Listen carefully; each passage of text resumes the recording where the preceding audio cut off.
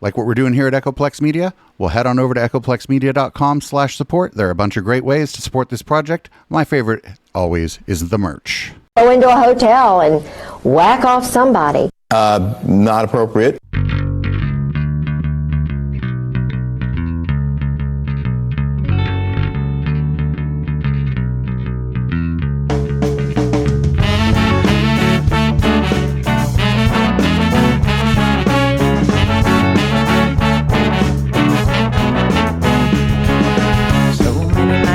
In this world, accessible of kindness and ethical blindness. So please excuse my sarcastic tone. I'm a bit underwhelmed by the sample shown.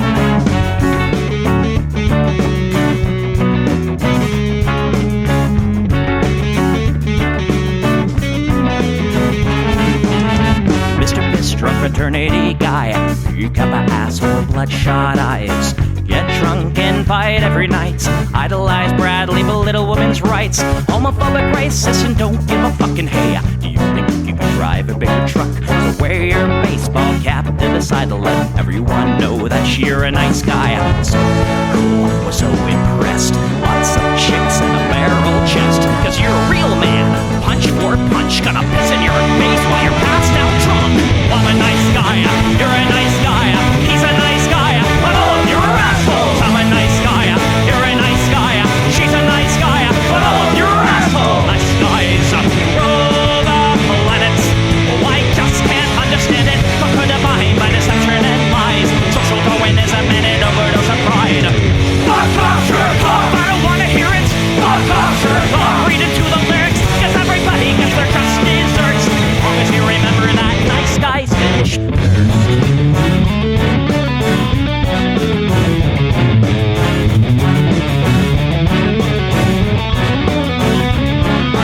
Mr. Whitebeater, you're next on the list. Such a nice guy who speaks through his fists. Prick with a penchant for messing with heads. A broken nose for dinner and breakfast in bed. Alcoholic, paranoid, and suicidal too. But you'll probably kill her before she gets away from you. She's in a pool of blood and crying. All your friends say that you're a nice guy. Have a drink, this one's on me. Look, you're doing fine, losing to your disease. Comatose, I'll pack your bags. Bury you like cats, ready to go. I'm a nice guy, you're a nice guy. We're all nice guys, but all of you are assholes. He's a nice guy, she's a nice guy. Hey, Tom Bone's a nice guy. All of you are assholes. Nice guys rule the planet. The public benefit. Put a body by deception and lies. Social Darwinism and an overdose of pride. Fuck off, jerk off. I don't wanna hear it. Fuck off, jerk off. Read into the lyrics. So let the bloody spill quench your thirst. As long as you remember that nice guys finish first.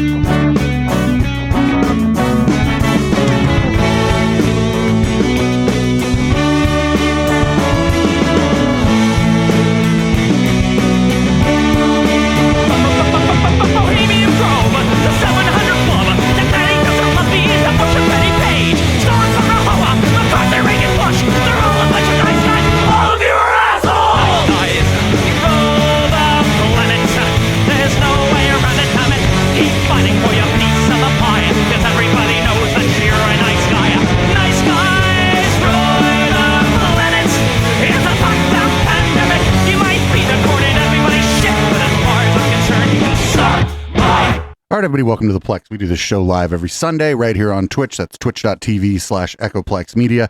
You can support this project many ways. Go to echoplexmedia.com/support and just click on any of the links there. And you can help us out moving studios soon. There's a few things on my Amazon wish list you might want to purchase for me. Most of them are fairly inexpensive, but there are a couple fancy things on there if you're feeling fancy. Anyway, I'm producer Dave. As usual, you can find me on a grinder. And this is what the people want. Police officers, they've gone insane. I don't hate the cops. There's a person inside when the truncheon stops. Oh, don't hate the cops. Oh, when the raiders come, who will protect the shops? Don't hate the cops. They're a sensitive bunch if you don't stop throwing your rocks. Snap, crackle, pop is the sound of a taser. Your buddy drops, donate the cops. Donate the cops, donate the cops. Donate the cops. Thank your local police, 'cause they don't do nothing wrong. Thank your local police. Got rid of the corruption and the racism is gone. They've been keeping the peace, keeping homeless folks out of the parks and malls. Got a cure for your social disease. Follow the law, don't hate the cops. Follow the law, don't hate the cops. Follow the law, don't hate the cops. Follow the law, don't hate the cops. Follow the law, don't hate the cops. Put your hands above your head to show you're not afraid. I'm the fairest judge that your skin color's gonna get. And if you die before the sun comes up, the paperwork will take forever. Well, it might have worked out a little bit better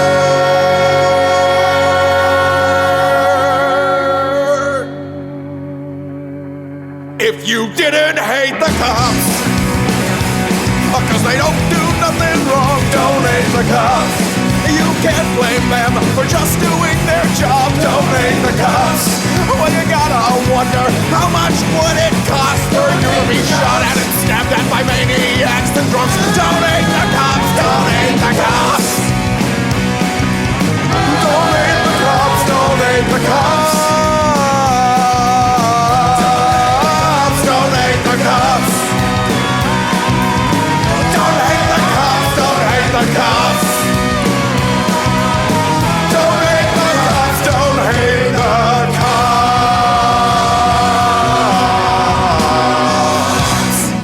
All right. Well, our first story is the story I didn't know really where to put on the docket, so I just said I'll put it first, because why not?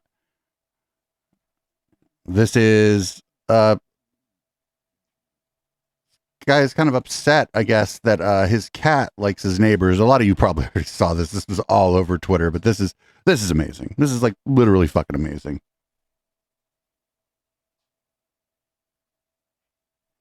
Wait, no sound.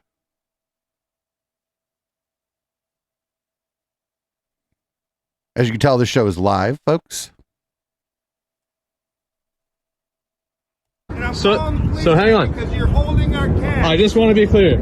You're upset because we made friends with your cat, sir?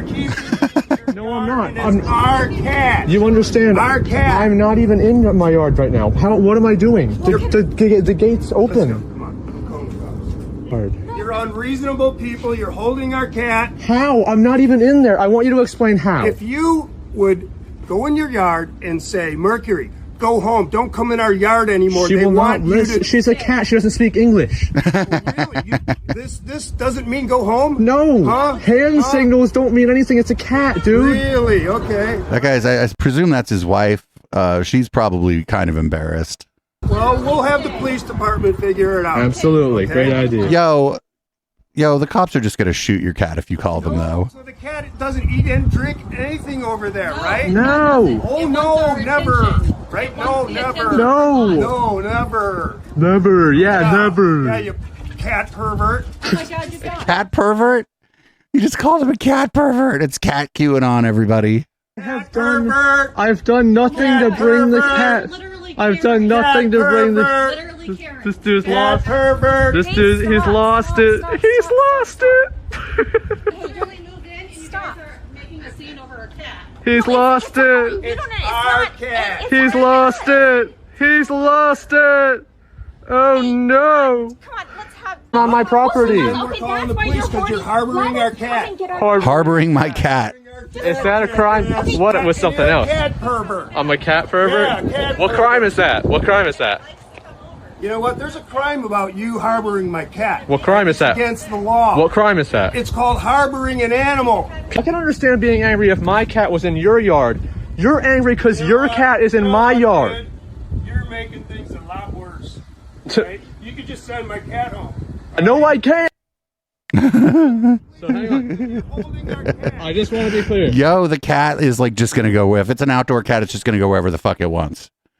Like, oh, I mean, somebody in chat said the guy filming sounds like a dick too. Yeah, but I mean, I'd be kind of a dick about this too if this guy started freaking out because his cat was in my backyard.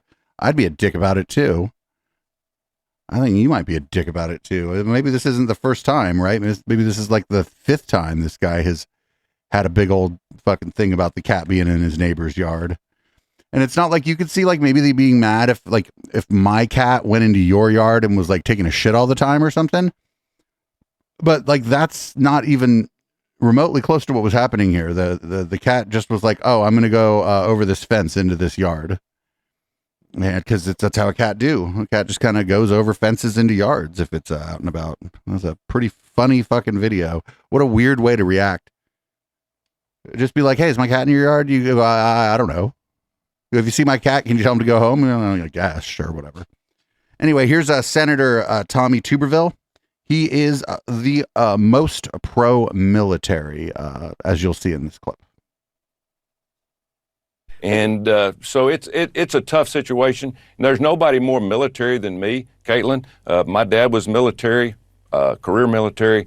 I'm all for the military. We need a strong military, but we also need to go by the rules in the Constitution and represent the people and taxpayers. Taxpayers are not supposed to pay for anything that has to do with abortion. Your father was in the military, but when you talk about who's hurting here and that you said you were going to do this, you're not directly hurting Secretary Austin or President Biden here. This has a real impact on the families of these officers. They can't move or resettle their families. They can't enroll their kids in schools. Their spouses can't take new jobs, wherever they're going to be stationed next. This keeps members of the military who are getting promoted from getting that pay raise. You realize that, right? Well, first of all, if I thought it was hurting readiness or recruiting, I wouldn't be doing this. But it's not doing it. I've talked to.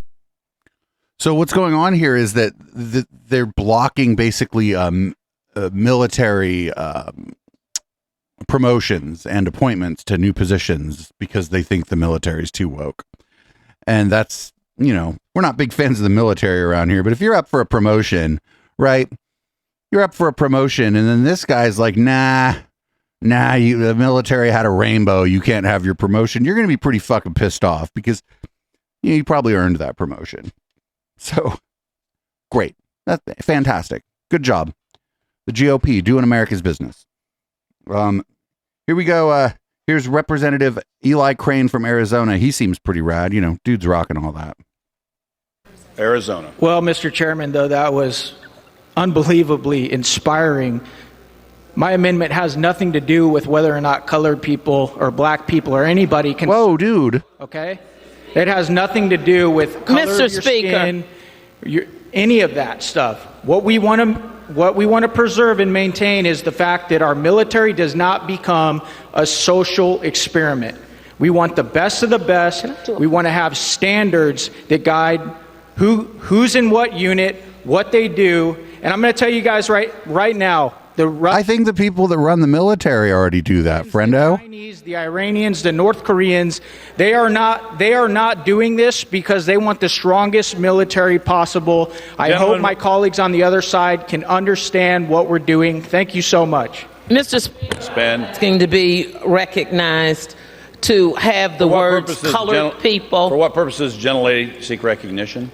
I'd like to be recognized to have. For what purpose do you hear what the motherfucker just said? Have the words colored people stricken from the record. I find it offensive and very inappropriate. Is the gentlelady asking for unanimous consent to take down the words? I am asking for unanimous consent to take down the words of referring to me or any of my colleagues as colored people.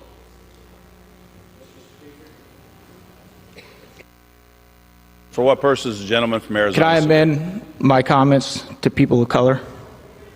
Oh, everybody agrees. Amend his comments. Is the gentleman asking consent? Mr. Speaker, to have the word stricken. I didn't ask for an amendment. Is there unanimous consent to have the word stricken? Without objection, so ordered. All right. Even the other guy even the guy's like, hey, we could amend it so it looks like I never said that. Although, to be honest, like, I think maybe it's better to leave that on the record. Not because I think like old, like racist terms belong necessarily on the record for the government, but maybe, maybe it's best that people kind of know what the fuck's going on. Just my take there. I don't know. There's like decorum and shit in the halls of Congress that I'm not super familiar with. So it could be one of those things, and that's fine. But everybody agreed. Here's, we haven't had a George Santos clip in a while, but don't worry. He's just going to compare himself to Rosa Parks. No big deal. Everything's fine. They come for me, I go right back for them, because I think for far too long they've gotten away with getting along to get along. So no, that's going along to getting along. You fucking idiot. That way anymore. I'm going to call them out. You want to call me a liar? I'll call you a sellout. I mean, Mitt Romney, the man goes to the State of the Union of the United States wearing a Ukraine lapel pin, tells me, a Latino gay man, that I shouldn't sit in the front, that I should be in the back. Well, guess what? Rosa Parks didn't sit in the back, and neither am I going to sit in the back. That's just the reality of how it works. What the fuck is lives in a very different world, and he needs to buckle up because it's going to be a bumpy ride for him. Yo, the reason it's just sort of tradition that the newest members sit towards the back. Like, that's all. It isn't about any of that other shit. It's just you're new, and so you sit near the back. I don't know if that's right or it's wrong, but that's just how it is. It isn't about you, friendo. Not about you. Here's Matt Gaetz versus FBI Director Christopher Wray. Christopher Wray, I think, should be looking into Nestor, but that's just, that's just my opinion. People trusted the FBI more when J. Edgar Hoover was running the place than when you are. And the reason is because you don't give straight answers. You give answers that later a court deems aren't true. And then at the end of the day, you won't criticize an obvious shakedown when it's directly in front of us. And it appears as though you're whitewashing the conduct of corrupt people. Respectfully, Congressman, in your home state of Florida, the number of people applying to come work for us and devote their lives working for us is up over 100%. We're deeply proud of them. He's like, people don't trust the FBI. Why do people in your state want to work for us, Matt Gaetz?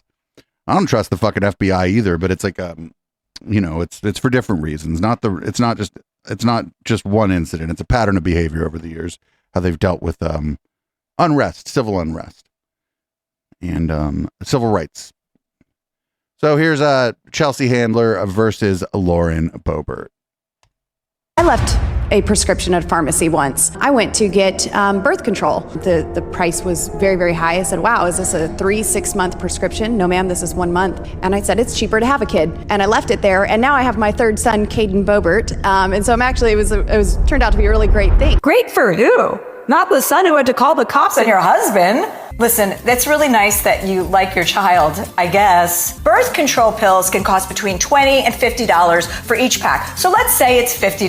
That's $10,800 after 18 years. But the USDA estimates that parents can expect to pay between $15,000 and $17,000 a year raising a child. So that's about $300,000 to raise a kid to the age of 18. And that's not even including, if you're Lauren Boebert, how many guns you have to buy for each of them. Now, Lauren is getting divorced. If she has to pay child support, she's going to find out exactly how expensive kids are. Their divorce comes 2 decades after the couple first met while Lauren was working at Mickey D's at the age of 16 and her soon-to-be ex-husband was 22. Sounds like someone was ordering a Happy Meal. I can't spend too much time talking about this because I want to try out the new water slide I had installed at my new house that I bought with all of the disposable income I have from taking birth control and never having kids. Bye, Lauren. I heard you have a new boyfriend, so maybe try condoms or anal. I don't usually play like stuff with people I agree with, but I saw that and I was like, all right, we'll run this Chelsea Handler clip. I like Chelsea Handler. She's generally pretty fucking cool. She made a bunch of money and isn't like all stuck up and shit about it. So that's pretty good. Here we're gonna move on to the Jesse Waters, I guess, segment. Up, nope. I almost skipped something. I almost skipped Arizona State Senator Wendy Rogers. Wendy Rogers is incredibly cooked, just incredibly fucking cooked. Here's her talking about an event that will attempt to flush the COVID shot from your body. And again, this is a state senator in Arizona. This person is a lawmaker who's promoting some crazy event. And Freedom Gathering in Phoenix. It starts, I think, tomorrow. I will be joining it Friday and Saturday. And this is at the Phoenix Convention Center. It is to enable those who have fallen through the cracks medically to get free dental checkup, free eye exam, ear exams, and so forth, and also to get a treatment regimen for if you took the COVID shot to have it flushed from your body. And then Dr. McCullough will be there several of those days, and he and I will be together on the dais on the panel, I think, Friday night. We got to watch whatever this is during Conspiracy Bingo. I don't know when it is. That's like one of them health and freedom conferences. We watched a lot of them on this channel during the height of COVID, like a lot of them. And they were always really crazy. Yeah, somebody in chat was asking if Chris Key will be there. That's actually a good question. Remains to be seen. I wonder if that snake venom guy will be there. Yeah, that Brian Artis. I wonder if Brian Artis will be there. Here's Jesse Waters just doing his normal thing, just saying something real dumb. Trump knew that.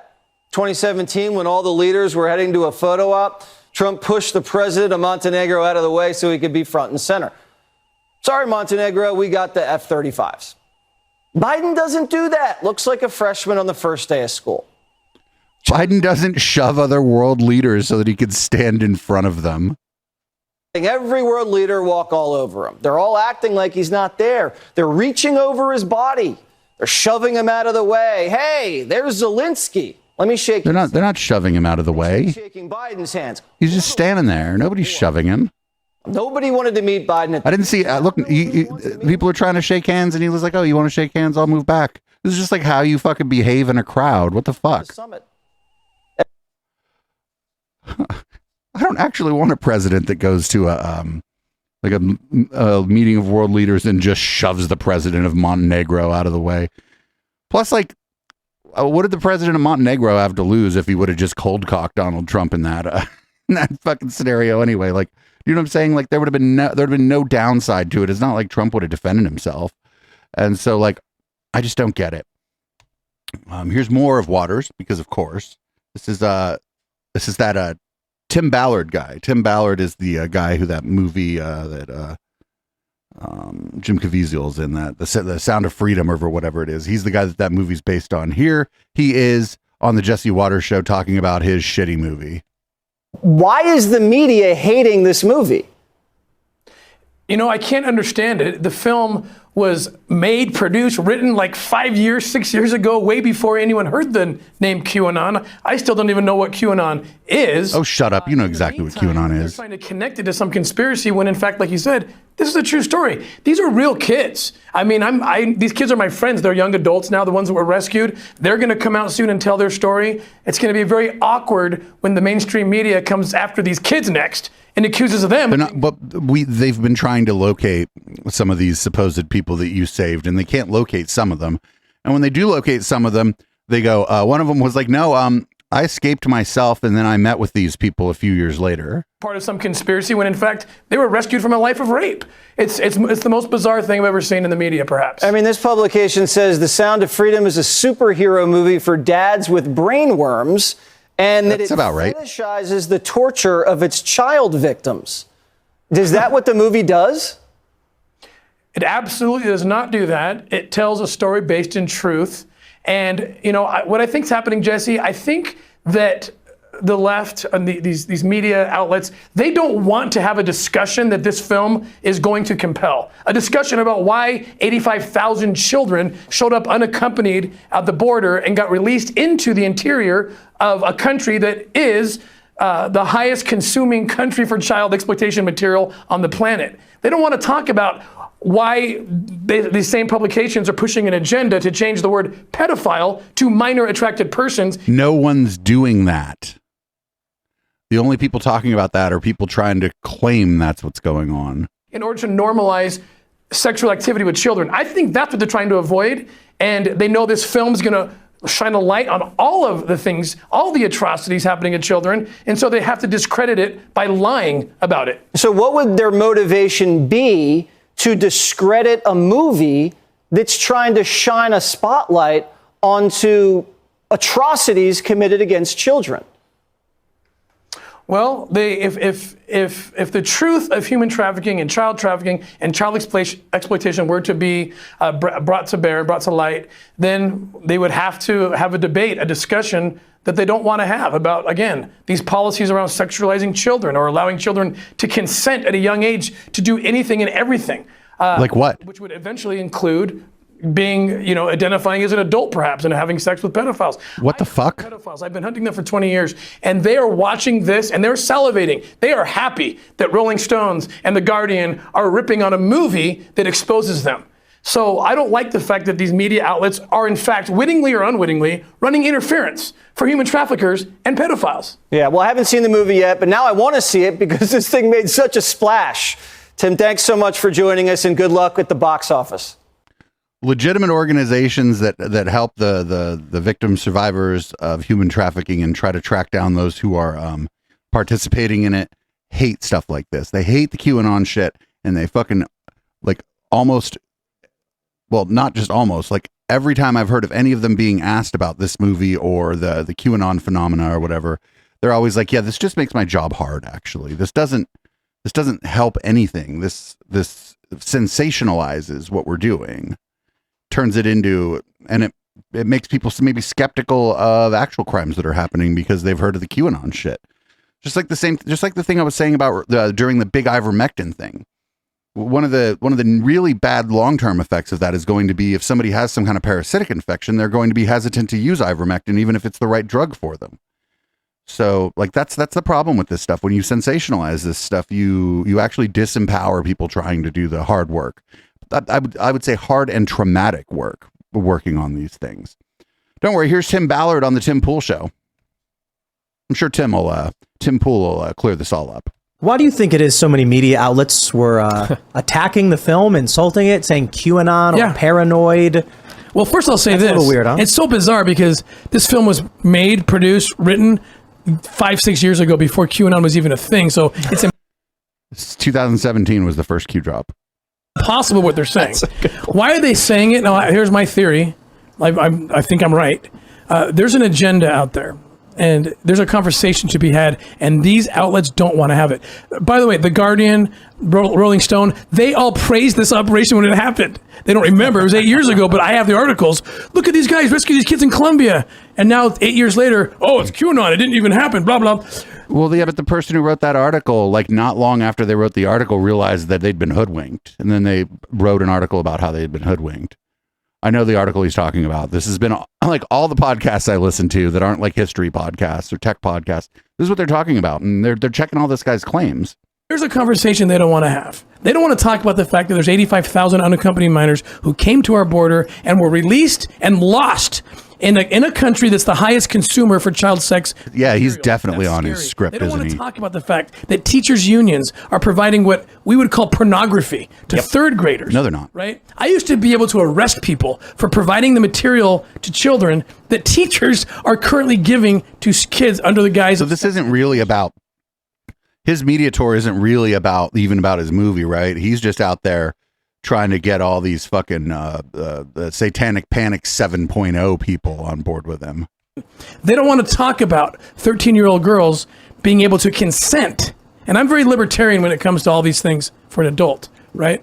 Finish your I'll book, go sorry. get the books. Yeah, I think I got a couple of the books you're talking about. Some of them. We have a book that they have in grade school. Oh, I know that one. Yes. That teaches children how to use adult sex apps. Yes, I'm very familiar. I just posted on this. There was a teacher who gave that doesn't look like a book for children. A book called "This Book Is Gay." It's the title of the book, and in it explains how to use Grindr. Why? On what, why page 182? Yeah, that's an awfully thick book for a little kid. Yes. Now that one we can't show either. That's you can't show some of these pictures. I'm telling you, I could have arrested people for giving this to kids back in the early 2000s. As it should be. And now teachers are giving it to kids. Yep. They don't want to talk about this. And then you know what it leads to? Consent. Pedophiles have been pushing consent. Kids should be able to consent. I've studied pedophiles. I've hunted them for 2 decades, right? And they have platforms. They have literature. Kids should be able to make decisions for voting, for whatever they want to do. Why are they saying this? Well, because I'd be down with putting the voting age down to 16. You can operate a motor vehicle, you can drive, but then maybe not the age of consent. Want them to have legal consent to have sex with a 12-year-old, 11-year-old, whatever.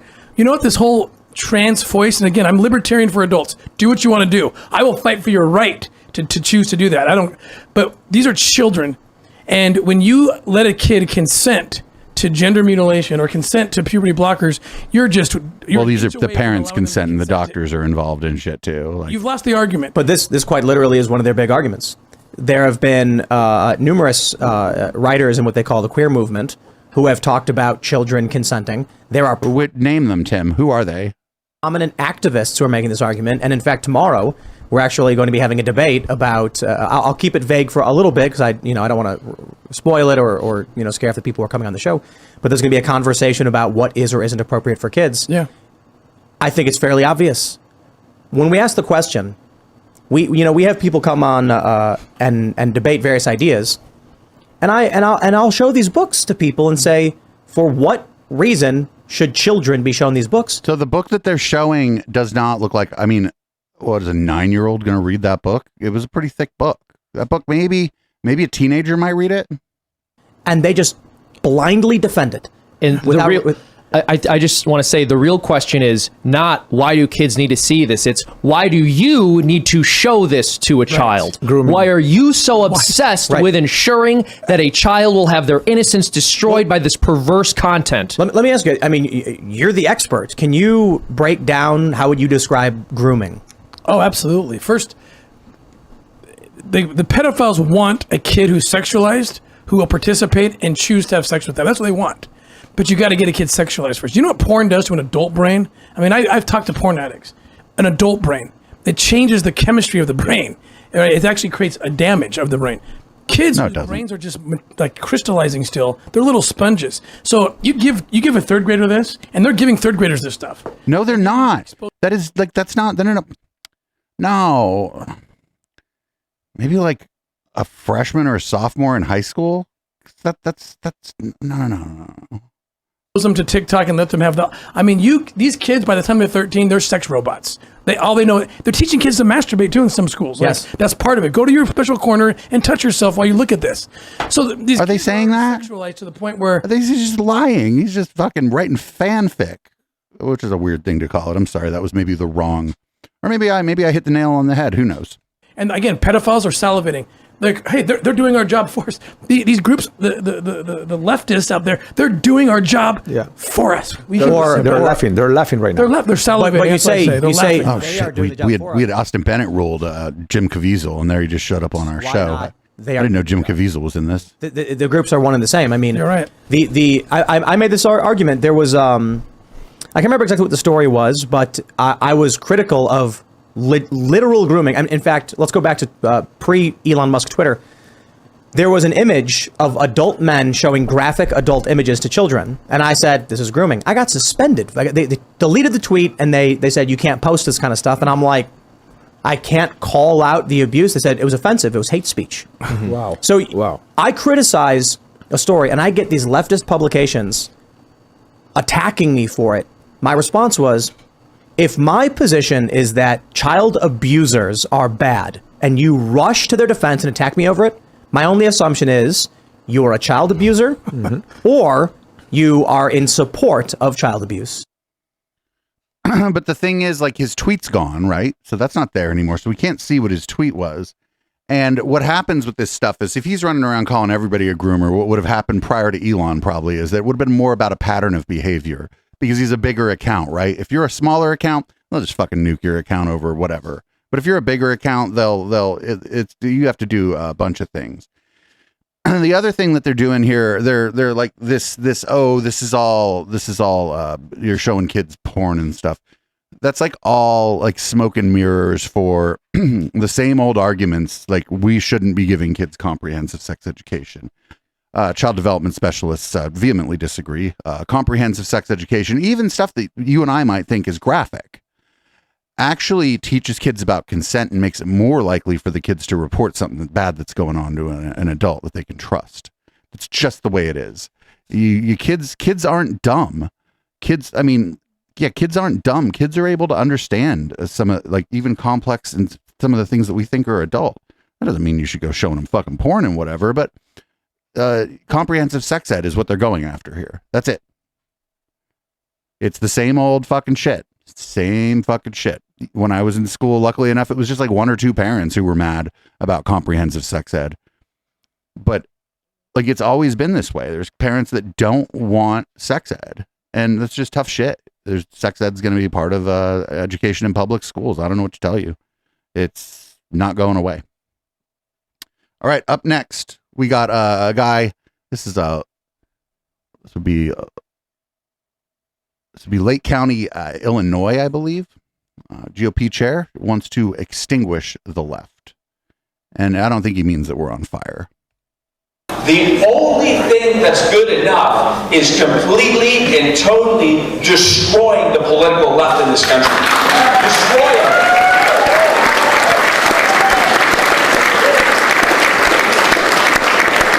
The greatest American general ever, Douglas MacArthur, said there is no substitute for victory. And defense is never going to bring you to victory. It will never, sitting here and saying, I'm going to defend the second, I'm going to defend this, we're going to defend. Defense gets you nowhere except where you already are if you're lucky. It's time to defund the left. I'm talking about defunding government agencies, defunding bureaucrats, defunding government schools and going to 100% private school like Florida's making gestures at right now. Let's make sure that bill that just passed, House Bill 1, gets fully implemented in good faith, and we don't have government schools and we don't have strings attached to our private education models that are about to merge here in the state of Florida at a much faster rate. Let's truly beat the left at the federal level. What does that look like? Gutting the DOJ like a fish and defunding these government agencies. It's funny, 10 years ago, when there were government shutdowns, the first time the Tea Party really made a headway in D.C., people were so afraid of a government shutdown. Oh, what if the government shuts down? That could be so bad. The public thought that would be bad, there'd be consequences. I can tell you right now, the polls show, and they're accurate, that independents and people across the political spectrum are so fed up with this federal government, a government shutdown would be considered a major accomplishment by the Republican Party. Shaky cam like that. We should actually push Blair Witch Project. government shutdown. I think we actually need to defund and destabilize this terror that's happening in Washington, D.C. that's quite literally aimed at us and our families and our children and everything that's going on here. Defund and shut down and destroy the wokeism that exists in this country. But the truth of the matter is we need to go so much further. We need to go so much further with our laws in Florida. We need to extinguish the left. Extinguish? I don't know. Are we on fire? I mean, maybe I'm flaming, but that's different. I don't know. That's like people were. I'm not as mad about using a word like extinguish. I think maybe eradicate would be a much more concerning word. But these people, they love the cops until one of their people fucking commits a crime or whatever. Now the cops are just the FBI. Actually, I bet this guy's local sheriff's department, he probably thinks they're the bee's knees and shit, right? Anyway, here's RFK Jr. talking about Sisyphus. Camus said, I believe in myth of Sisyphus. The only way to deal with an unfree world is to become so absolutely free that your very existence is an act of rebellion. What do you think he means by that? You know, I read Camus, and particularly in the myth of Sisyphus, as a parable where we're all given these insurmountable tasks in our lives, but that by doing our duty, by being of service to others, we can bring meaning to a meaningless chaos, and we can bring order to the universe. And, you know, Sisyphus was kind of the iconic hero of the Stoics because he did something good. Oh God, Stoics. Humanity. You meet somebody at a dinner party or whatever, and you go, oh, you know, I'm Dave or whatever. How you doing? And you just kind of start talking about your interests, and they tell you immediately they're into Stoicism. Go talk to somebody else. Better yet, go to a different dinner party. Him to push a rock up the hill every day. When he got to the top, it would roll down, and he'd spend the night going back down the hill to collect it and then rolling it back up the hill again. Camus' belief was that even though his task was insurmountable, that he was a happy man. And he was a happy man because he put his shoulder to the stone. He took his duty, he embraced the task, the absurdity of life, and he pushed the stone up the hill. And that if we do that, and if, you know, we find ways of being of service to others, that is, you know, the ultimate, that's the key to the lock, that's the solution to the puzzle. Each individual person in that way can rebel against absurdity by discovering meaning to this whole messy thing. And we can bring meaning not only to our own lives, but we can bring meaning to the universe as well. We can bring some kind of order to life. If you like this video and you want to help... Okay, so as someone in chat was saying, that he doesn't even understand the myth of Sisyphus. The myth of Sisyphus is that Sisyphus was a murderer. And his punishment was that he had to push this rock up this hill over and over and over and over again. Anyway, here RFK Jr. continues to up the ante, and in this clip you can tell that his staff is just a little uncomfortable with what he's saying here, actually. And we need to talk about bioweapons. I know a lot now about bioweapons because I've been doing a book on it for the past 2.5 years, and you know, the technology that we now have to develop these microbes, we've put hundreds of millions of dollars into ethnically targeted microbes. The Chinese have done the same thing. In fact, COVID-19, there's an argument that it is ethnically targeted. COVID-19 attacks certain races disproportionately. The races that are most immune to COVID-19 are because of the structure of the genetic structure, genetic differentials among different races of the receptors of the ACE2 receptor. COVID-19 is targeted to attack Caucasians and black people. The people who are most immune are Ashkenazi Jews and Chinese. Look at that lady. She's like, oh, I'm gonna need I need another sip of this water. Really targeted that or not, but there are papers out there that show the racial and ethnic differential impact to that.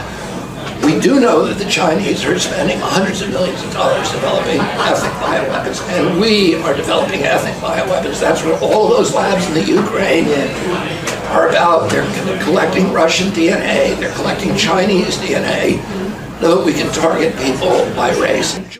Yo, why is the comment section on a crazy Facebook post running for president?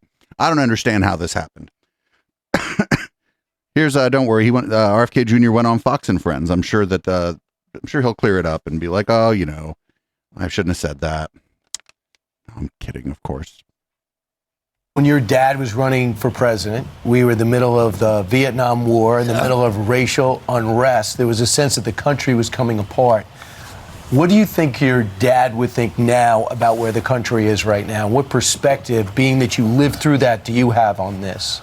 Well, you know, one of the things that he really was trying to bring people together, and he succeeded in doing that. The last day of his life, he won the most urban state in his country, which is California, and the most rural, South Dakota. And the people who supported him, and particularly whites in Maryland and on the East Coast who lined the train track after he died, 2.5 million people. Many of those people voted not for George McGovern 4 years later, but for George Wallace, who was antithetical to everything my father believed in. But my father was able to bring people together, and the major way that he did that was by just telling the truth. And well, what are you doing then? Is an extraordinary that people want to hear the truth. Right. And a lot of Republicans, as you note, are supporting me, and I get note after note saying we don't believe everything that you believe in, but we believe that you're telling us the truth and that you're going to bring people together. Well, and that's what we want. And you've gone viral, not only with your message, but just your sheer masculinity. I mean, oh my God, does Ducey have a fucking semi for this guy? Those workout videos that are floating around. Fucking steroids, friendo, steroids. What did that video teach you about the state of American politics in 2023? Well, I want to point out that on that particular video, that was my last set because I got a lot of complaints. I got a lot of complaints, and I'm glad for this opportunity to finally clarify. You're correcting the record. Okay, fine. So did this video catch you by surprise? That one caught me by surprise because there was a guy who jumped up to spot me who I'd never seen before, and I know that he had his friend taking pictures of. Are you outside just no shirt a lot? You didn't release this. Someone else released Somebody it. I thought else you released that. No, this. but I Okay. Are you floating around California without a shirt a lot? Well, that's Gold's Gym in Venice. So that's just what they do there. Yeah, and it's an outdoor gym, and it was hot out that day, and I was trying to get my vitamin C. How many push-ups can you do? I've been there. They told me to put a shirt Good on. ones, I can probably do about 50. How many can you do, Brian? I think I could do the same. You want to try? Should we challenge them to a competition? You'd have to make a huge contribution. I don't think I'm allowed to do that to keep my job. But the testosterone replacement therapy that you're using, what could you tell? I was right. I think I could do the same. You want to try? Should we challenge them to a competition? You'd have to make a huge contribution. I don't think I'm allowed to do that to keep my job. But the testosterone replacement therapy that you're using, what could you tell us about that? Does it make you feel better? Yeah, it does. I mean, I'm 69 years old. I started doing TRT when I was 65. My doctor's advice, because everybody our age starts to lose testosterone, and when you do that, you lose muscle mass. And it just, if I feel better when I have muscle mass. You feel great right now. Yeah. You feel better when you have. Why are you okay with that and not vaccines, certain vaccines? Oh, that's a fucking good question. Well, I'm not against vaccines. I've never been anti-vax. That's something that's... Oh, get the fuck out of here. Make me look crazy, like a conspiracy theorist. What I've said is let's have testing for each of the vaccines to make sure that they are that they're safe and effective. Vaccines are the only medical product that is not safety tested prior to licensure. And we need placebo-controlled trials where, you have a placebo group and a vaccine group, and then let's look at the health 5 years later and make sure they're healthy, and that's all I want. Mm-hmm. Every candidate who's stopped by the couch, we ask them what their website is, if people would like more information, or to donate. What's your website? Kennedy24.com. Thank you for asking. Okay, that's very easy. Okay. Very Senator nice. John Kennedy's not going to sue you about that? No. The other Kennedy. You're the first. All right. Best of luck the rest of the way. Really quickly, what about the hearing? You have a hearing coming up. It's next Thursday, right? We have a hearing on censorship. And, Judge Dowdy in Louisiana just issued a 155-page decision forbidding the White House or federal agencies from collaborating with the social media groups to censor Americans. And I was all over that lawsuit. I was the first one that the administration started censoring. Not for misinformation. Nothing I put on the internet was misinformation, but it was just politically inconvenient, and that's not what we do in America. And I hope you enforce it. I hope that decision stands, so you're going to testify in detail about that. Yes. Awesome. Fantastic. While you're in the building, you want to go upstairs and go through your brother's desk? Yeah, that would be a good idea. Why don't y'all hit the floor, do some push-ups while I tell you what's going on. Can we do a push-up contest? I told you, if you make a big contribution. He's not allowed. Dennis, would you give him the green light? Should we do this? Just do a few. Do a few for us. All right. Bobby, thank you very much for joining us live. Thank you very much for having me. All right. Thank you. Yes, we do appreciate it. Still ahead. Always be grifting. Always be grifting. Be like, you got to, excuse me, I'm not going to do push-ups with Brian Kilmeade. You have to pay me for that. This dude just goes everywhere and lies. This dude's just a fucking liar. All right. We have a palate cleanser. This is, again, something I usually don't play like comedians or whatever, or things that I agree with, but I saw this and I was like, that's pretty good. We'll run this. I moved recently because of you nice folks. I could buy a nice house, and I'm very thankful for that. And yeah, thank you. I bought a house in a neighborhood though that I think is too nice. You know, like it kind of reminds me of a store. You ever walk into a store and like right away you're like, I should leave. Like when you get there. I feel like whenever they offer you something to drink in a store, that's a sign. You know. Some stores you walk into and they're like, would you like still or sparkling water? And you're like, I left something in the car. I'll be right back. Well, I mean, all my neighbors, they're like investment bankers and partners in legal firms. And then I'm there. Like, do you eat ass or what do you do, man? You know? And they're like, thanks for buying a house. It's great to have you. Here's what's wild. A current or former United States Senator, I shall not say whom, lives in my neighborhood. Everybody talks about him. I know which house is his. I'd never met him. Now I'm home from tour and I decide to start my day with a morning walk, a casual walk. You know, I have some coffee. Let's get the day started. I go for a walk. I walk past his house. He comes outside. I don't say anything, right? But he yells out. He goes, hey, are you the comedian? I go, yeah. He goes, where do you think the term motherfucker comes from? Hello, it's nice to meet you. I go, I don't know. He goes, you think it's from people doing that?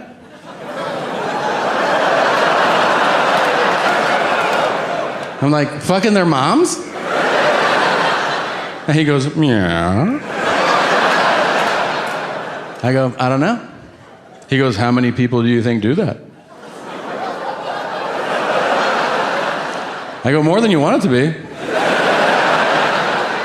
And he's like, meow.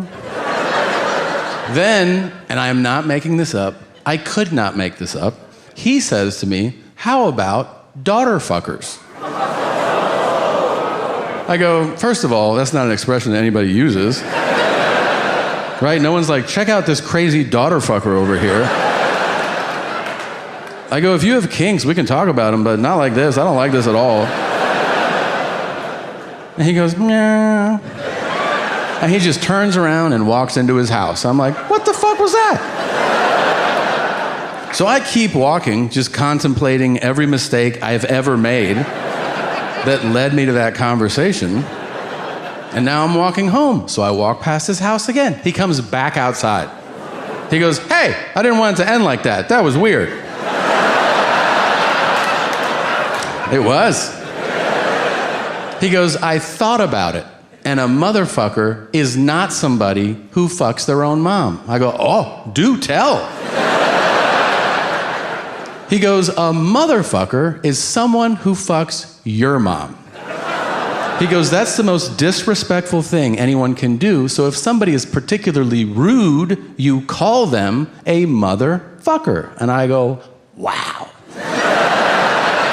I am so impressed that you put that together so quickly. I can see why you may or may not be Ted Cruz. And then I walked away.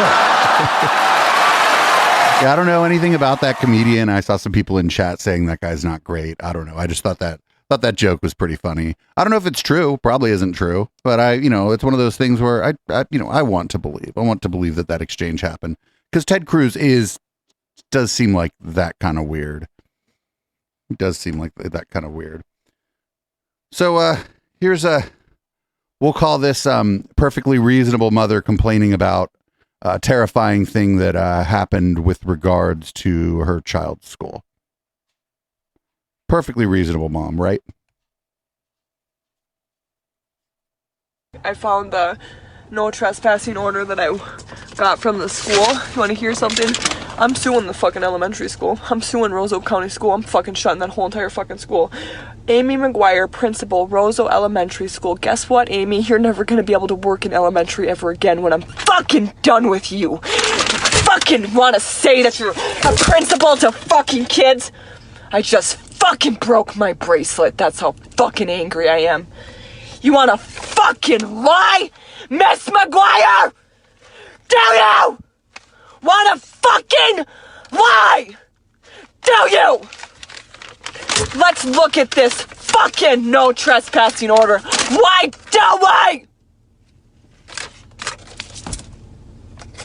Like foaming at the mouth. Checking in an elementary office of noticing us of your visits in advance. That wasn't the fucking agreement!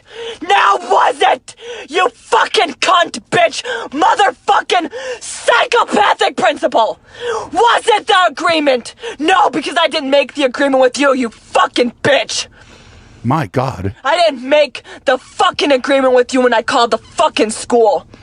When I got the okay, they fucking told me all you have to do is come to the office and sign in. And guess what, you fucking bitch? I fucking signed in every fucking time. You wanna know why? Because I am not retarded enough not to. Because of Ren. Whoa, lady. Fucking psycho bitch. Fuck you! Those are my children! I don't know how much longer. Not remaining in lunchroom commons or the space in the office. Oh, excuse me, you fucking douchebag bitch! Fucking busted again! Aren't you? Aren't you, you fucking bitch? That wasn't agreed upon in certain places. At all! At all! At all! And I went back to the fucking police station. I did! Yo. CPS? A CPS, are you out there? Are you maybe watching my show, CPS? That was wild. Yeah, I wonder what happens when her kids misbehave. My God. So, if you remember, there was this awful sort of conservative religious comedy show, sort of styled after like a late night show with a guy that looks like, well, you'll see. It's aggressively unfunny. The super mega church known as Saddleback is in the news again. Rick Warren has recently retired, and the new pastor, whose name is Andy Wood, yep, that's his name, that for real, and no, he's not a character in Toy Story. Hey, you're making fun of the new pastor of Saddleback. That's great. Andy Wood is bucking the Southern Baptist Convention that is apparently has an 11th commandment because 10 commandments wasn't enough. Something like, thou shalt not allow female pastors, apparently, because the Southern Baptists said that there may be exceptions made for women to be pastors as long as they are bald and promise to not speak in tongues. What? Yes. The Southern Baptist Theological Seminary president, Albert Mohler, said, any use of the term pastor for women in church leadership is at best unwise and confusing. I mean, can you imagine female pastors? That'd mean that men would actually have to sit down and listen to them. Where's that in the Bible? You got a verse for that? Yeah. Oh my goodness. Listen, y'all, this show is going to be lit right here, right now. That shit was so unfunny, it made something else that was funny unfunny. Like, if we watched something that was actually funny before this would have, like, canceled that out, and the thing that we watched before it would not have been funny. Oh, no. Here's a clip of Richard Dawkins on the David Pakman Show. We may or may not be watching this in its entirety for the Intellectual Dollar Tree on a Wednesday night. We'll have to see. I hope I can find something else. What about, for example, things like arresting doctors who provide certain gender-affirming care, as it's called? Maybe you have an issue with the term or not, but what about the arresting of doctors, for example? Does that not start to bite a little bit to... Oh, sorry, go ahead. Which doctors have doctors been arrested for that? No, these are bills that have been proposed in the United States. It has not happened, to my knowledge, fortunately. Children or adults? We've seen both in different states. Well, I would have a strong objection to doctors injecting minors, children, or performing surgery on them to change their sex. And as far as adults, you have no issue? Well, I think if they've thought about it properly, like Jan Morris, for example, who I read years ago, one of the first of trans people that I read, and greatly respected her struggle that she went through in order to change sex from male to female. She really, really put herself through it, and clearly sincere, clearly suffered from gender dysphoria, no doubt about that. And I take my hat off to her and to the doctors who helped her. But I fear that what we're seeing now is a fashion, a craze, trans trenders, a mimetic epidemic, which is spreading like an epidemic of measles or something like that. Oh, great. Fantastic. This is all just trendy. But the one person who I respect, no, it's totally fine. I believe that they've done so in a thoughtful way because I said so. Man, somebody just gotta like get this guy to stop talking. I believe at one point, I believe he had a stroke at one point, and sort of his rhetoric changed dramatically after it. I don't know if that was the cause, if it was just happened to be coincidence or whatever, but like somebody come get your peepaw, man. He's not out there living his best life. He should just be like on a beach somewhere, like counting his money, because he's got some money. Anyway, the Turning Point Action Conference was just happened, and maybe we'll watch not it in full, but maybe we'll watch it a little bit longer form during red light. Here's Matt Gaetz at the Turning Point Action Conference. For the limitations of man and God's reach does not stop at the schoolhouse gates. In the coming days, I will introduce a national prayer in school law so that in every classroom in America, there will be time for students to pray if they choose. This is already the case. Students can pray during breaks, during lunch. Students can pray in school if they so choose. This is already the case.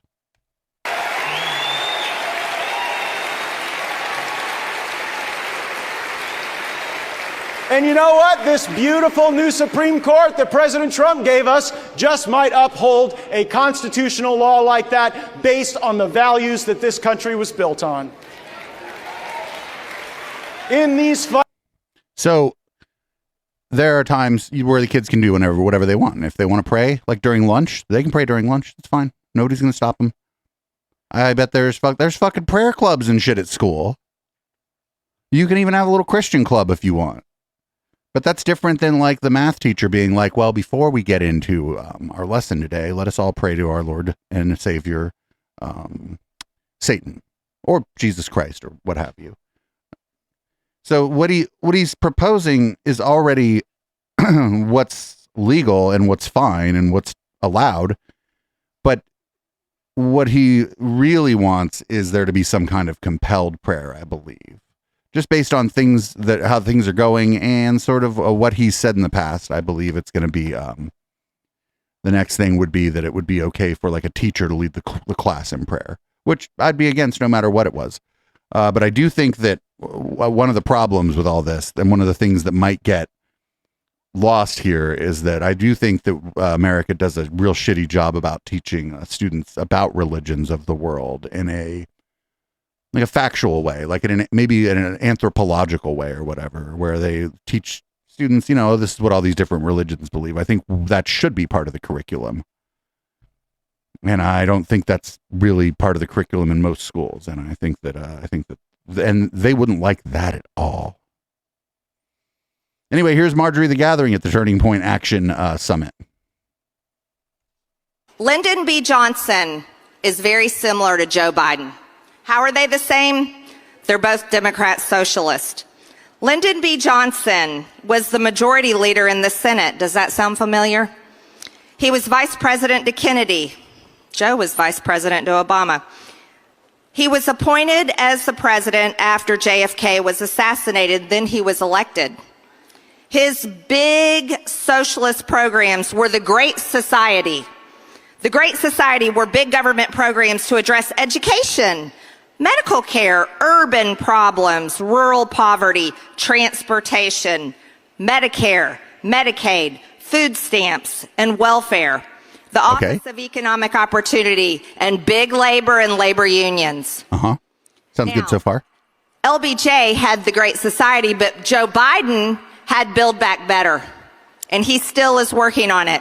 The largest public investment in social infrastructure and environmental programs that is actually finishing what FDR started, that LBJ expanded on, and Joe Biden is attempting to complete. Socialism. Meanwhile, we are now $32 trillion in debt. With record high homelessness, 40-year record inflation, we're losing the US dollar as the #1 world currency. We're losing our freedoms. Our government is one big fat bloated machine.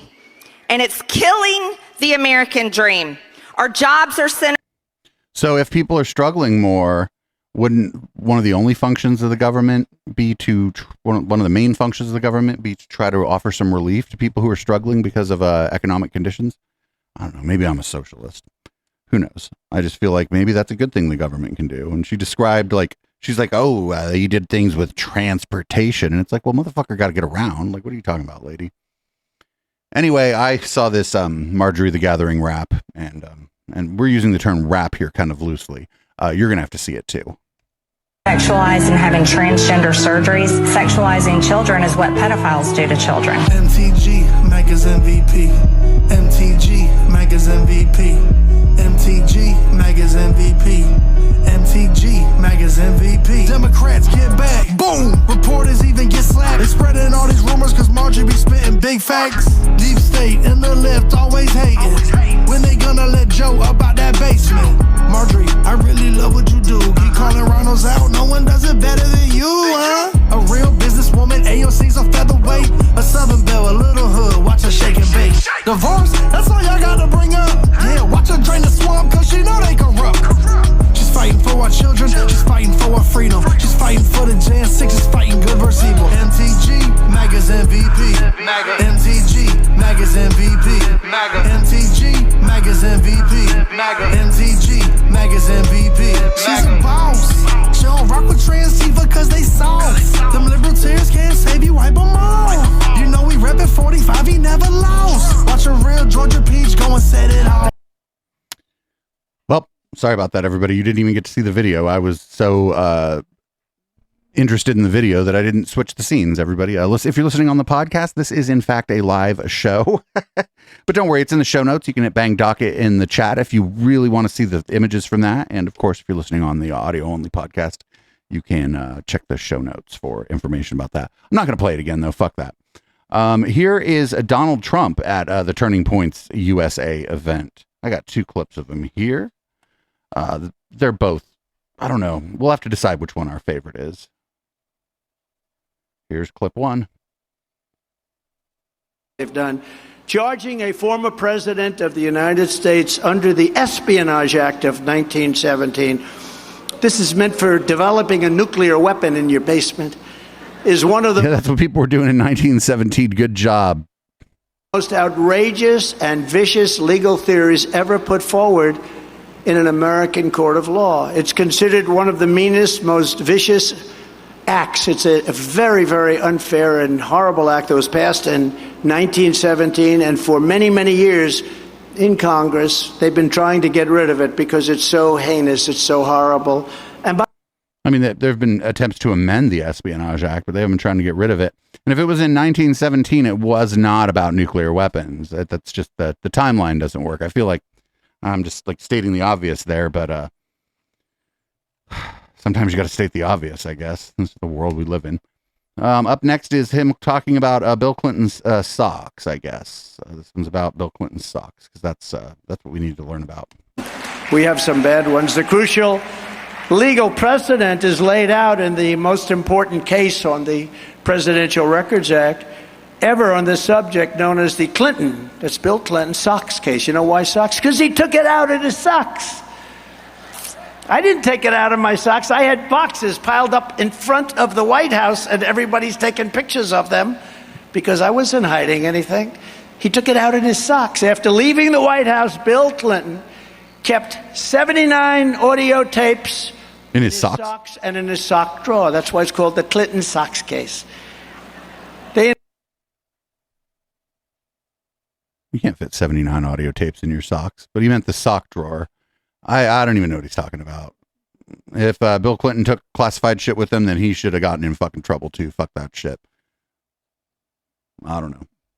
Anyway, here's a shot from outside of that same event where Whoopsie, friend of the show, Charlie Kirk, sold too many tickets.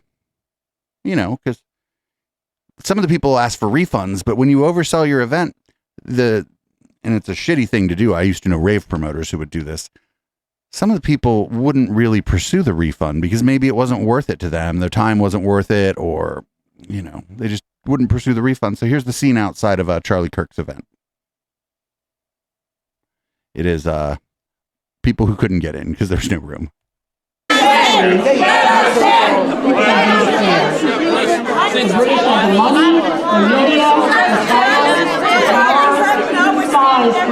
Charlie out here. Send Charlie out here. They were well trained, well equipped. Send Charlie out here. Lady, Charlie has massive disdain for you and those people. Charlie just wants your money. They told us to come over here to get in. Charlie said, come out here and tell us how we can't. Yeah, we want Charlie Kirk to come out here and tell us that after standing online for 4 hours in 115 degrees sweltering garage, to be told when we finally get to the front that we can't come in. We can't see, there's a wall up, and we can't come. Oh, now you're against walls? Hundreds of people are back here who came from all over the country, and they won't let us in. Do they say why? But this is outrageous. I just spent $1,000 on my airline ticket to fly here from New York City. I'm staying in a hotel, and I can't get in. I waited 4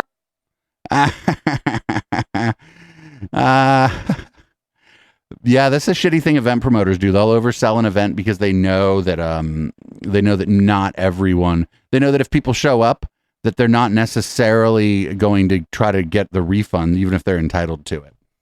So that's pretty funny.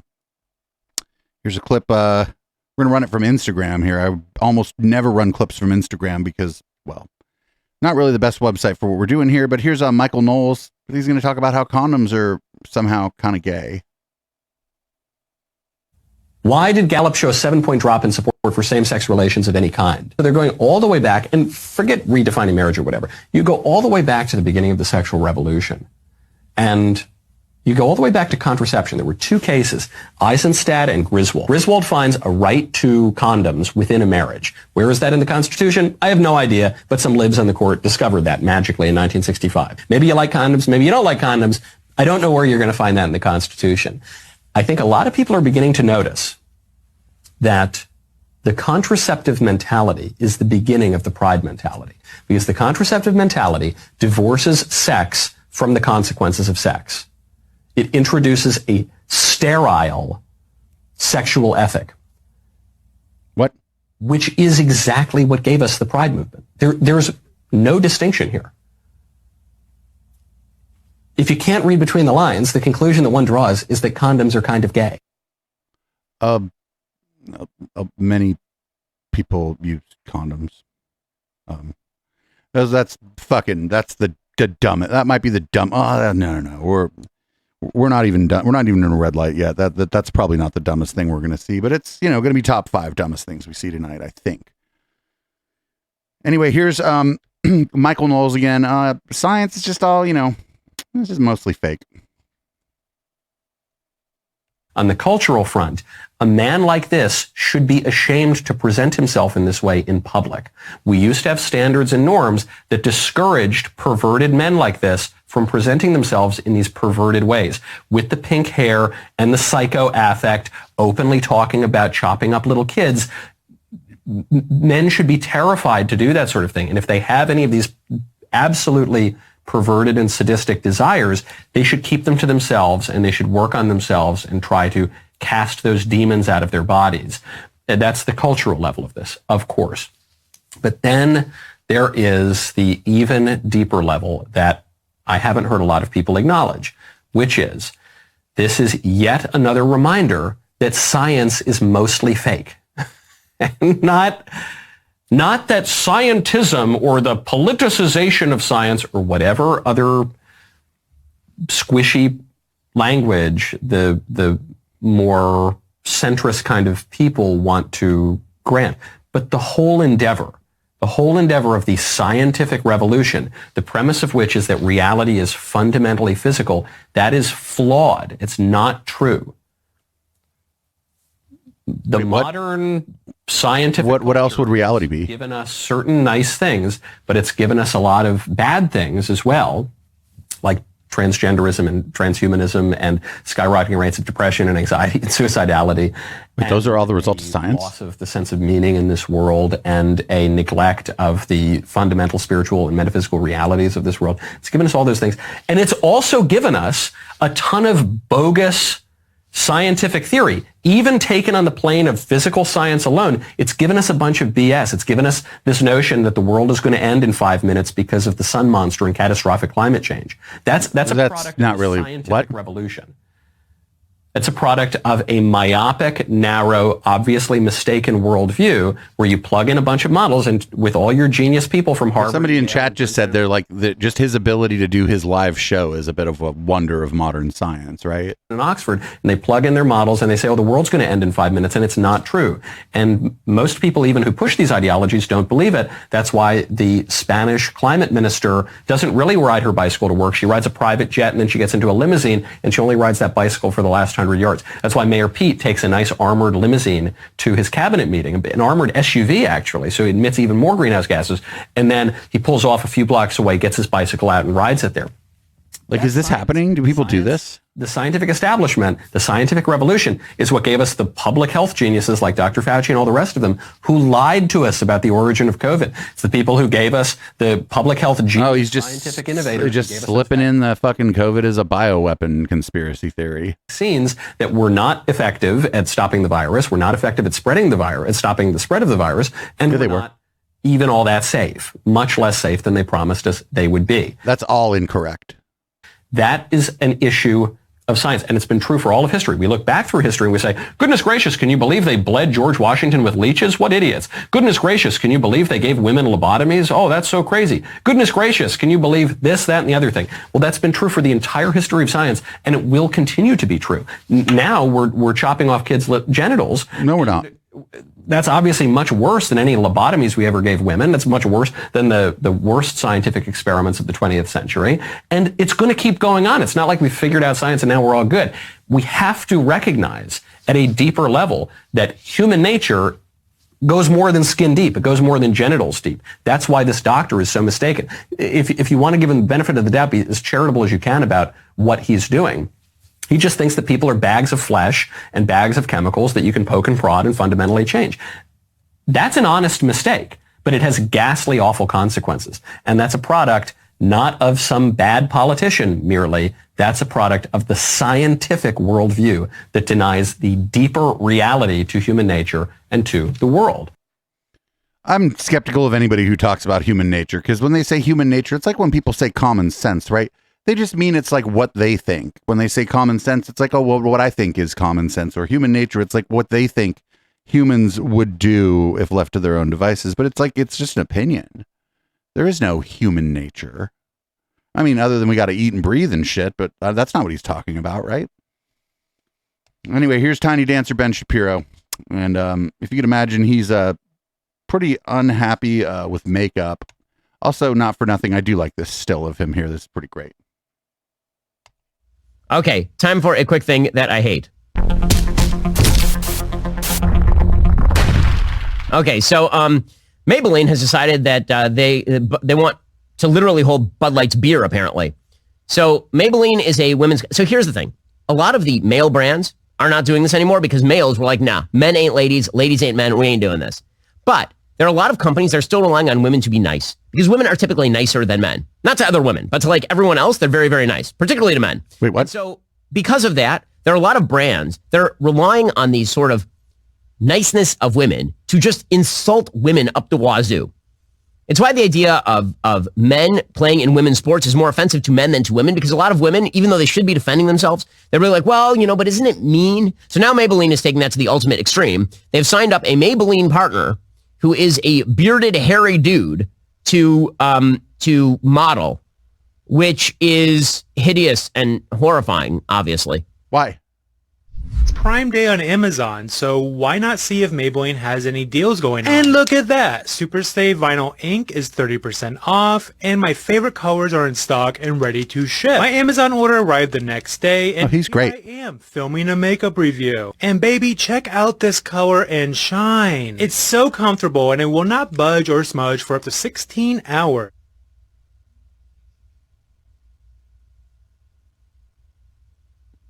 They broke Ben Shapiro. Happening. So for those who can't see, this would be a dude named Ryan Vita. He has a full beard. He has a beaded barrette in his beard while applying bright pink shades of Maybelline's Super Stay liquid lipstick. Okay. And then he kisses his hand, showing no gloss has transferred onto his hand. So Maybelline shared the ad with its nearly 12 million Instagram followers. The caption denotes that Vita, who has 49,000 followers, so very few followers, by the way, and uses the pronouns she, he, they, which doesn't even make any sense. Like, how get she, he, they? That's all of them. Yeah, that's fine, actually. Me too. Is a Maybelline pronouns any. Nearly 2,000 comments show many consumers aren't pleased with the casting. Well, you would think. At a certain point, are women just going to stand up to this and be like, no, how about this? How about you advertise female products to us with women? How about that? How about we would like to see what a woman might look like with the lipstick, as opposed to... Yes, because they've never done that before, Ben. There's never been a Maybelline ad with featuring a woman. Bearded, not particularly attractive dude.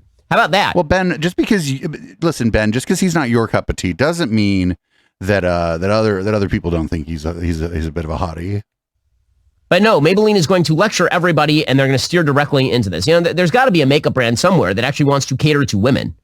And women, at some point, you're going to have to stand up for yourselves. I mean, seriously.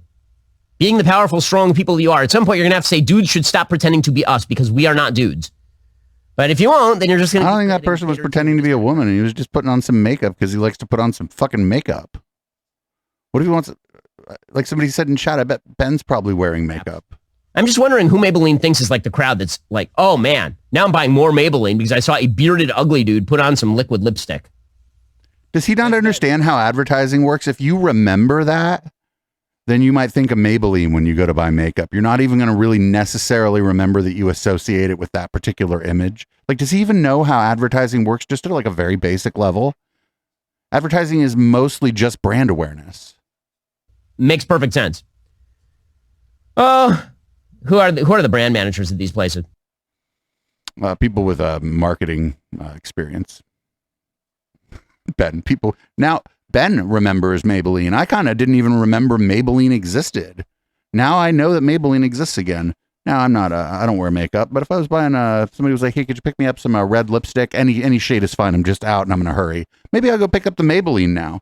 Not even necessarily because of that specific ad, but because it's like in my mind. It's like closer to the front of my mind than maybe another brand of makeup because their marketing managed to find its way onto my show. I don't know. Who fucking knows? Anyway, here is a clip from Jimmy Dore's stand-up comedy special. So it goes L, G, B, and then T. Skip the T's, don't need that headache.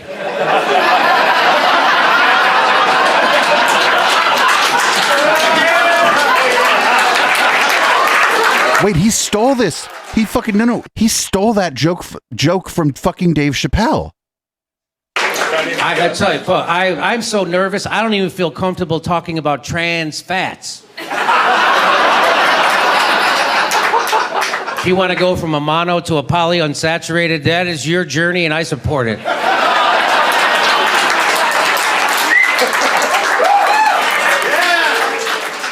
Look what they did to Chappelle. You crossed the T. You just stole a joke from him, and it was a fucking bigoted joke. He literally, like word for word, he stole a joke from Dave Chappelle right there. They will dot your I. That doesn't mean anything. So I'm not going to do that. I support the trans ladies. In fact, I say trans women are more women than cis women. How could you say that, Jimmy? Well, look at cis women. You could call them guys, and they don't care.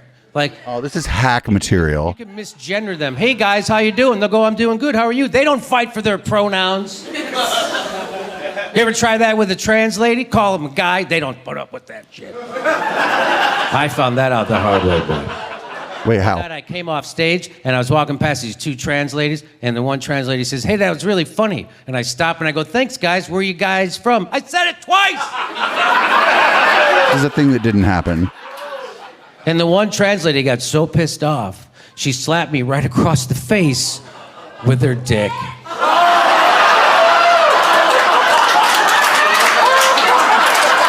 This is like bigoted hack material. You ever been slapped with a female penis before? Comes out of nowhere. Well, we got one more story for the podcast portion of the show, and then we're going to go into the post game, thankfully. And I'm going to take a little page out of our playbook for Down Ballard, our local news show, and we're going to actually end on like a positive note, something kind of cool. Usually the last clip is like fucking Jordan Peterson or the Weinsteins or some shit like that, but nope, not this week. This is great. This is a fantastic soccer ad, or a football, depending on where you live.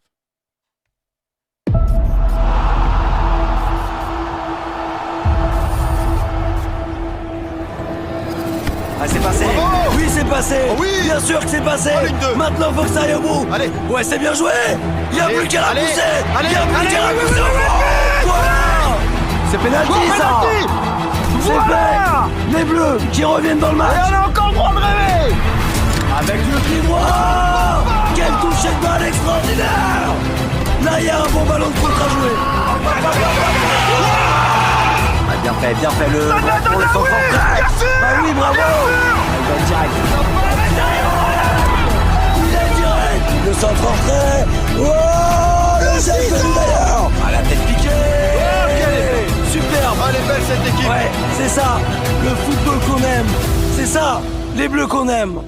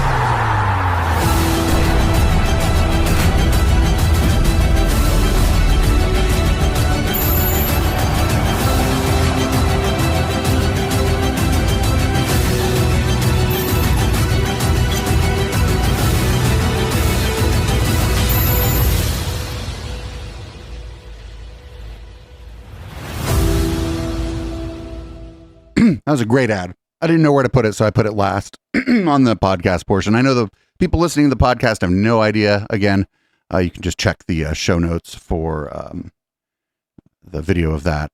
The point of that video was that like they had used AI to change the women's soccer players to men's soccer players, and you didn't know until they told you, and that's just kind of a badass ad. Yeah, people in the live show were probably wondering, why the fuck is Dave playing an ad for fucking like Premier League football or whatever? Well, that's why, because it was a great ad. Fucking excellent. Soccer ad, probably too woke.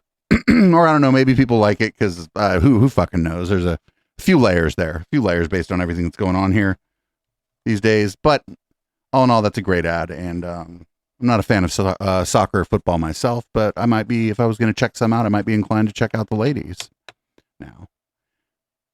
Again, it's brand awareness. It reminds you that there's a whole women's soccer league too. Anyway, that's been the podcast portion of the show. Thanks everybody for hanging out. I started later tonight because it was a fucking 100 degrees today. So I had to wait for it to cool off. Podcast listeners, make sure you're following us on Twitch, twitch.tv/Echoplex Media. I'm going to go pour myself a cocktail and we're going to go on into what we usually call red light, but the lights have been red the whole time. So whatever. If you want the rest of the show, you can go to patreon.com/Echoplex or eplex.store and subscribe at the $5 level or higher, and you can get the whole show. This is Boomers by Periscope. I'll be right back.